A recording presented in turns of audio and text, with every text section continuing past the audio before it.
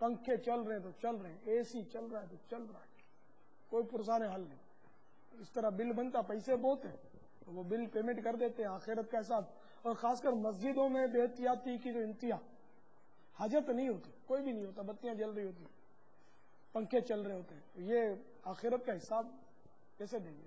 یہ تو وقف کا پیسہ، یہاں تو قوم کا چندہ ہے. مسجد میں تو احتیاط کرنی چاہیے، لیکن گھر میں تو لوگ کہتے ہیں لائٹیں اور روشنی ہونی چاہیے، اس سے رونق ہوتی ہے. تو کوئی صحیح عذر ہو نا، صحیح ضرورت ہو تو بے شک روشنی کرے، اور بلا حاجت روشنی کرنا مقصد صحیح نہ ہو، شرعی ضرورت بھی نہ ہو تو روشنی کرنا پھر ظاہر ہے کہ فضول کہلائے گا. ضرورت ہے تو 100 بلب روشن کر دیں، ضرورت نہیں ہے تو ایک بھی بلب روشن نہیں کریں گے. اب یہ سوتے میں آپ کو کیا ضرورت ہے کہ ساری عمارت آپ کی جگمگا رہی ہو، آپ بے خبر سوئے پڑے ہو. ہاں اگر ضرورت ہے کہ ایک آدھ بلب آپ نے اس لیے روشن رکھا کہ آپ کو وحشت ہوتی ہے، گھبراہٹ ہوتی ہے اندھیرے میں، تو یہ ضرورت ہے نا. بلا ضرورت اتنے سارے بلب جلائے رکھنا. حضور آپ نے ارشاد فرمایا کہ گیزر کا پانی جب استعمال کرتے ہیں تو پہلے ٹھنڈا پانی ضائع نہ کیا جائے.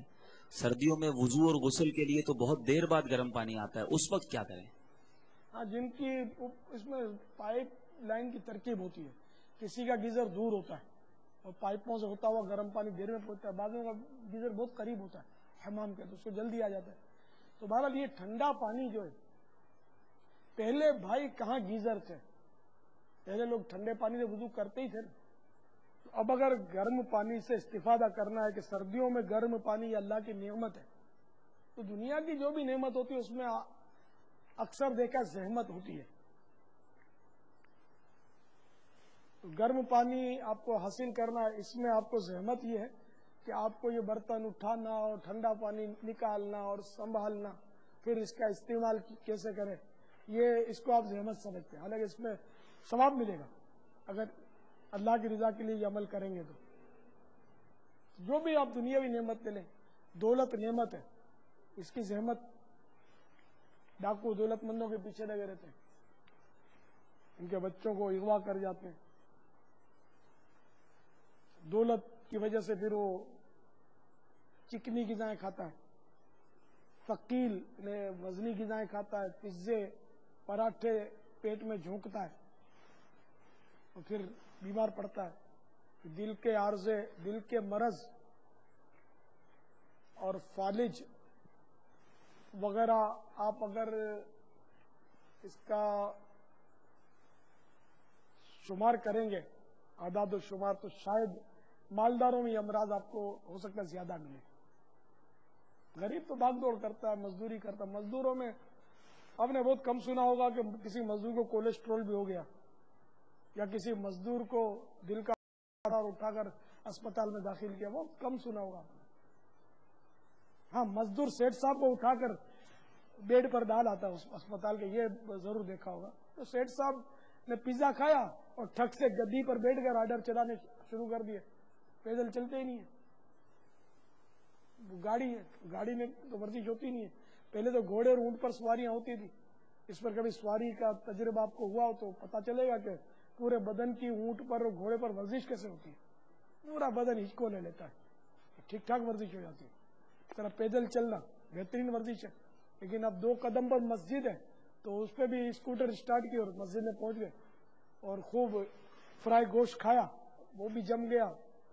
کچی پکی بوٹی تھی پہلے سے ہی، اس کو چبایا بھی نہیں پورا اور اندر ڈال دیا، اور دانت کی جو ڈیوٹی تھی وہ آنت کو سونپ دی. اب آنت کیا بیچاری چابے گی اس کو، تو پھر بیمار پڑ گیا. تو پھر تو ہارٹ، دل کے امراض جو ہیں وہ آپ کو مالداروں میں شاید زیادہ ملیں گے. نمبر 7، ہاتھ یا منہ دھونے کے لیے صابن کا جھاگ بنانے میں بھی پانی احتیاط سے خرچ کیجیے. مثلا ہاتھ دھونے کے لیے چلو میں پانی کے تھوڑے قطرے ڈال کے صابن لے کر جھاگ بنایا جا سکتا ہے. اگر پہلے سے صابن ہاتھ میں لے کر پانی ڈالیں گے تو پانی زیادہ خرچ ہو سکتا ہے.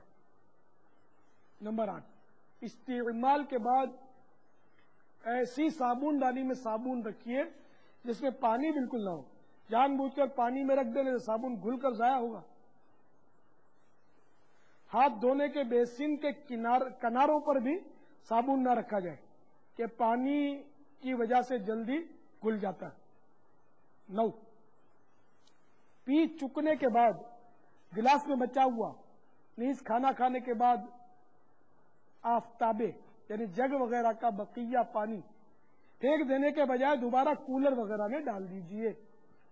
نمبر 10، پھل، کپڑے، برتن اور فرش بلکہ چائے کا کپ یا ایک چمچ بھی دھوتے وقت اس قدر زیادہ غیر ضروری پانی بہانے کا آج کل رواج ہے کہ حساس اور دل جلے آدمی سے دیکھا نہیں جاتا۔ اے کاش دل میں اتر جائے میری بات۔ 11، اکثر گھروں میں خواہ دن رات بتیاں جلتی اور پنکھے چلتے رہتے ہیں۔ ضرورت پوری ہو جانے کے بعد بتیاں اور پنکھے وغیرہ بند کر دینے کی عادت بنائیے۔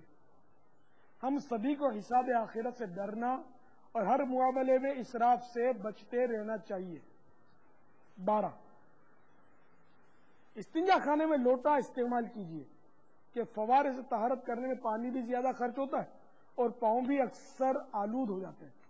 ہر ایک کو چاہیے کہ ہر بار پیشاب کرنے کے بعد ایک لوٹا پانی لے کر WC کے کناروں پر تھوڑا سا بہائے، پھر قدرے اوپر سے مگر چھینٹوں سے بچتے ہوئے بڑے سوراخ میں ڈال دیا کریں۔ انشاءاللہ عز و جل بدبو اور جراثیم کی افزائش میں کمی ہوگی۔ فلش ٹینک سے صفائی میں پانی بہت زیادہ صرف ہوتا ہے۔ نمبر 13، نل سے کپڑے ٹپکتے رہتے ہوں تو فوراً اس کا حل نکالیے ورنہ پانی ضائع ہوتا رہے گا۔ بسا اوقات مساجد و مدارس کے نل ٹپکتے رہتے ہیں مگر کوئی پوچھنے والا نہیں ہوتا۔ انتظامیہ کو اپنی ذمہ داری سمجھتے ہوئے اپنی آخرت کی بہتری کے لیے فوراً کوئی ترکیب کرنی چاہیے۔ نمبر 14، کھانا کھانے، چائے یا کوئی مشروب پینے، پھل کاٹنے وغیرہ معاملات میں خوب احتیاط فرمائیے تاکہ ہر دانہ، ہر غذائی ذرہ اور ہر قطرہ استعمال ہو جائے۔ یا رب مصطفیٰ عز و جل و صلی اللہ تعالی علیہ وآلہ وسلم ہمیں اسراف سے بچتے ہوئے شرعی وضو کے ساتھ ہر وقت باوضو رہنا نصیب فرما۔ آمین بجاہ النبی الامین صلی اللہ تعالی علیہ وآلہ وسلم۔